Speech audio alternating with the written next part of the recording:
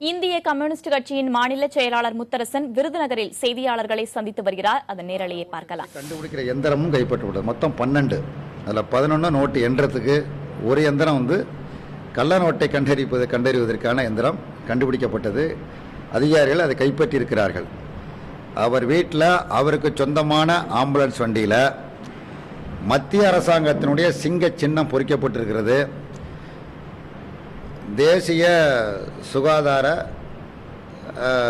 துறைக்கு சொந்தமான வாகனம் என அந்த வாகனத்தில் எழுதப்பட்டிருக்கிறது. ஆனால் அந்த வாகனம் அவருக்கு சொந்தமான வாகனம். அவருக்கு சொந்தமான வாகனத்தில் மத்திய அரசாங்கத்தினுடைய ஒரு துறையினுடைய பெயரும் மத்திய அரசினுடைய சிங்க சின்னமும் பொறிக்கப்பட்டிருக்குது. அதையும் காவல்துறையினர் கைப்பற்றிருக்கிறாங்க. ஆனால் என்ன நடவடிக்கை எடுத்தாங்க? இதுவரைக்கும் எந்த நடவடிக்கையும் எடுக்கலை. அந்த அன்புநாதனை பிடிக்க முடியல, அவர் தலைமறைவாகி விட்டார் என காவல்துறை தெரிவித்தது. அவர் போய் ரொம்ப அவகாசமாக மதுரை உயர்நீதிமன்ற கிளையில் முன்ஜாமீன் பெற்றிருக்கிறார். மாவட்ட காவல்துறை அதிகாரி எஸ்பி அவங்க ஆஃபீஸுக்கு ஒருத்தர் போகிறாரு. ஒரு மஞ்சள் பையோடு போகிறாரு. அதில் ஏதோ துப்பாக்கி வெடிமருந்து எதுவும் இருக்குது. அவர் போய் சொல்லார், இந்த பையன் எஸ்பி ஆஃபீஸில் வைக்க சொல்லி என்ன சொன்னாங்க, வைக்கலைன்னா நான் என்னை கொலை பண்ணிடுவேன்னு சொன்னாங்க, நான் பயந்துக்கிட்டு இங்கே வந்திருக்கேன்னு பகிரங்கமாக எஸ்பி டிபி சொல்கிறாரு. யார் வைக்க சொன்னால், யார் உன்னை அனுப்பியது என்று இதுவரையிலும் நடவடிக்கை எடுக்கவில்லை. தேர்தல் ஆணையம் எந்த நடவடிக்கையும் எடுக்கலை. எப்படி இந்த தேர்தல் ஆணையத்தை நம்பி செயல்படுவது? இது ஒன்று.